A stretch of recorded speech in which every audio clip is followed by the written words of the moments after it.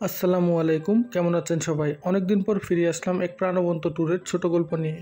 আমরা ধরে নিয়েছিলাম আর কোনোদিন আমরা একসাথে কোথাও ঘুরতে যেতে পারবো না, যেহেতু আমাদের বিশ্ববিদ্যালয় জীবন আরও 4 বছর আগেই শেষ হয়েছে আর এক একজনের কর্ম ও কর্মস্থলও মোটামুটি ব্যাপক ব্যবধান। তাই আমরা এভাবে আর কখনো ঘুরবো এটা কল্পনার বাইরে ছিল। যা হোক, সকল জল্পনা কল্পনার অবসান ঘটিয়ে মনীষার ইনভাইটেশনে আমরা চলে এসেছিলাম দুর্গাপুর। যেহেতু আমরা এখানে নাইট স্টে করব এবং রাতে ক্যাম্পফায়ার ও বারবিকিউ হবে, তাই আঙ্কেল মানে মনীষার বাবা আমাদের জন্য বাসার পাশের এই গেস্ট হাউসটি বুক করে রেখেছিলেন। বিড়ি সিঁড়িতে নিরিবিলি ও মনোরম পরিবেশে এত সুন্দর গেস্ট হাউস আছে তা আমার জানাই ছিল না। হোটেলে ফ্রেশ হয়ে আমরা বাসায় চলে আসলাম নাস্তা করার জন্য। খুব যে একটা জার্নি হয়েছে তাও না, কারণ নেত্রকোনা থেকে দুর্গাপুরের দূরত্ব খুবই অল্প। তাছাড়া আমার বাড়ি তো আরও মাঝখানে।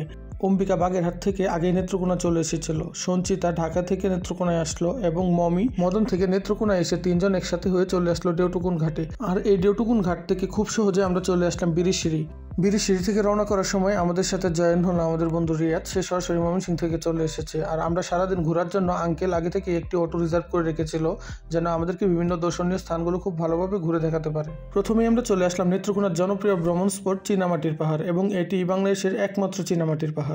এই চীনামাটির পাহাড় ও নীলপানির লেক যে কোনো পর্যটককে মুগ্ধ করবে। আমাদের কারোর জন্য এটি নতুন কোনো ভ্রমণ স্পট ছিল না, কারণ আমরা এখানে অসংখ্যবার গিয়েছি। তবে এটা ভালো লাগছিল যে অনেক দিন পর সবাই একসাথে ঘুরতে পারছে, এবং এরপর আর কখনো ঘোরা হবে কিনা তার কোনো গ্যারান্টি নেই। আমার বন্ধু ব্লগার রিয়াদ আমাকে এখানে কয়েকটা ফুটেজ নিয়ে দিয়েছিল। সেই ফ্রেম ধরে বলতেছিল যে এটা নাকি বাংলাদেশ, যে বোঝাই যাচ্ছে না, মনে হচ্ছে বাহিরের কোনো দেশ। আমি আর রিয়াদ ছবি এবং ভিডিও তোলাতে খুব ব্যস্ত ছিলাম, এই জন্য বাকি সবাই আমাদের সাথে রাগ করছিল। চীনামাটির পাহাড়ের প্রথমেই লেকটিতে রয়েছে নৌকায় ভ্রমণের ব্যবস্থা। চীনামাটির পাহাড় ও নীলপানির লেক ঘুরে আমরা চলে গেলাম রানীখং মিশনে, কিন্তু সেখানে রানীখং মিশনের দরজা বন্ধ থাকায় নদীর পার ঘুরে ফিরে আমরা চলে আসলাম বিজেপি ক্যাম্পের কাছে। এখান থেকে নৌকায় ঘুরে আসা যায় ইন্ডিয়ার বর্ডার থেকে, যেটা আমার জন্য একবারেই প্রথমবার ছিল, কারণ এর আগে আমি নৌকা এই পাশে ঘুরিই নাই। এইদিকে নৌকা ভ্রমণের ফিল্ডটা ছিল অনেকটা সিলেট সাদাপাথর ভোলাগঞ্জ অথবা বিছানাকান্দির দিকে যাওয়ার রাস্তার মতন।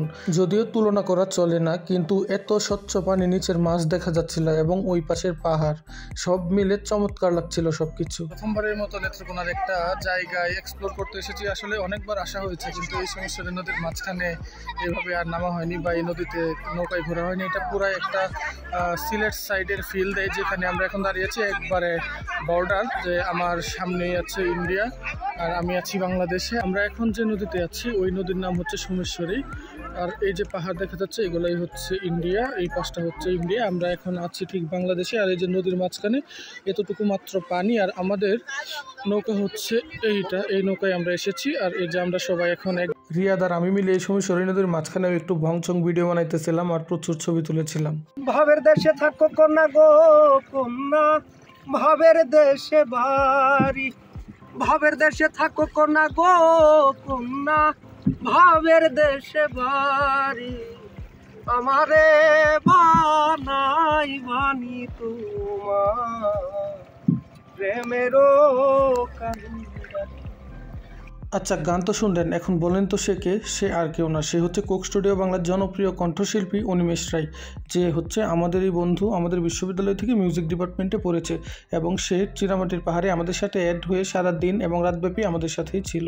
বিজেপি ক্যাম্প থেকে কমলা বাগান ঘুরতে রাত হয়ে গিয়েছিল, এবং তারপর আমরা চলে এসেছিলাম বাসায়। রাতে ডিনার করে বারবিকিউর জিনিসপত্র নিয়ে আমরা চলে এসেছিলাম গেস্ট হাউসে, এবং সবাই মিলে গান, গল্প ও উনু আড্ডা হচ্ছিল। আর এভাবে শেষ হয়ে গেল আমাদের দুর্গাপুর ট্যুরের এই ছোট গল্পটি। তো সবাই ভালো থাকবেন, সুস্থ থাকবেন, দেখা হবে পরবর্তী কোনো ভিডিওতে। আল্লাহ হাফেজ।